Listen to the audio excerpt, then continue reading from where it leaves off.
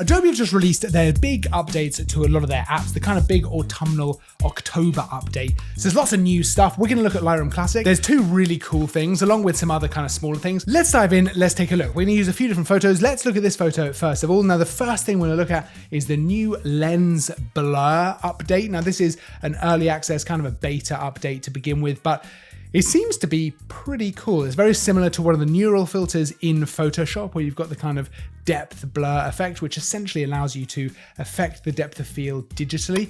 Let's take a look. Now, over on the right, where you've got all your different sliders to actually kind of affect the photo and edit this photo, we can come all the way down here to lens blur, which is down towards the bottom, just above effect and just underneath transform. Let's click apply. And what this is going to do immediately is Lightroom is going to mask out what it thinks is the subject and then work out a kind of depth map of the image, which we can actually look at, and we'll have a look at that in a second. Initially, what it's going to do, and you can probably already see, it's blurred out the background a little bit more. You get some new controls. So we've got blur amount here, which is automatically set to 50. The more you increase that, the more blurred that's going to be. Let's take that up to 100. It takes a second to work out what it's doing. And then as you can see, there we go. We've got a very blurred out kind of background there. Let's reset that to 50. So we've got it back to kind of where it was. You can quickly see as well how much of a difference it's making by just clicking and holding on this little eye icon here. So if we click and hold on that, that's what it's like without this new kind of lens blur effect.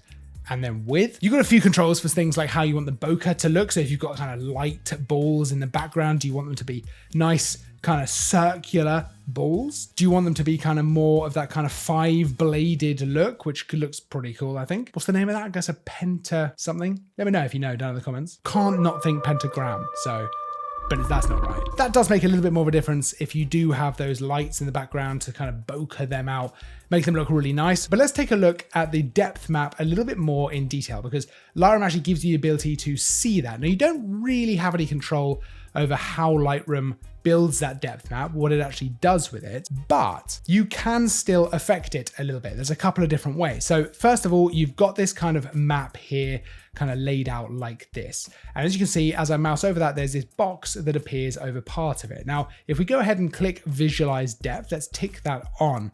It's going to show us on the image with different colors how it's worked this out and how it's actually working out the depth of the image. So you can see these different colors on the map here relate to what's in the photo. So these yellow parts are what's closer to the lens. So towards the left of this diagram, it's closer to the lens. And as we go further back, so orange is a bit further away, pink, a bit further away, purple, a bit further away, you kind of get an idea of the depth of field. We can affect that a little bit by then using this box here. We can drag either side along. So for example, I could go for something like that. I'm now incorporating much more of the photo into what I want to be in focus, if you like, and blur out what's outside of this box. So just the purple bits over here. If I turn off visualize depth here, we go back to the photo. Now, when I turn this off and on, so let's left click there, you can see it's a much more subtle effect, but I could bring that blur amount up again. And we really, in this situation, are mostly blurring out right towards the background. The easiest way to kind of set yourself back to having your subject in focus is right here, just above this kind of depth map that you've got here. You've got a couple of different options. So you can select subject focus. And if we do that, Lightroom is going to identify the subject, which in this case is me, and actually make sure that's the focal point of the image and set the depth map relative to that. Or we can set point focus, which is kind of more manual. Let's click that. And then if we come over to the image, we can then click, let's say, on me in this situation, and it's going to just make sure that that's in focus, so you're not relying on Lightroom to work it out. Now, for the most part, I've found that, number one, Lightroom does a really good job of working out the subject, and kind of going from there, it's much easier to work with that. If you don't have an obvious subject or you want to change things around, using that manual point focus is really useful and it works really well. But there are obviously massive limitations to this. So for example, you aren't going to be able to pull things back into focus that aren't in focus. They're either in focus or not in the image. So this works, I think, best on a photo like this, actually, where you have got a little bit of a blurred background already. I think if I reset this to 50, if I show you what it was like before, and then again, I think that's pretty natural. Now, there are areas like, for example, on my hair, towards the back of my head, some of that is getting affected. Let's fix the hair though, because down here, you might have noticed there's some other sliders that are currently grayed out. This is where we can refine things a little bit. If that's not showing up for you, you just have this little refine drop down. We just need to click either refine or the little arrow here.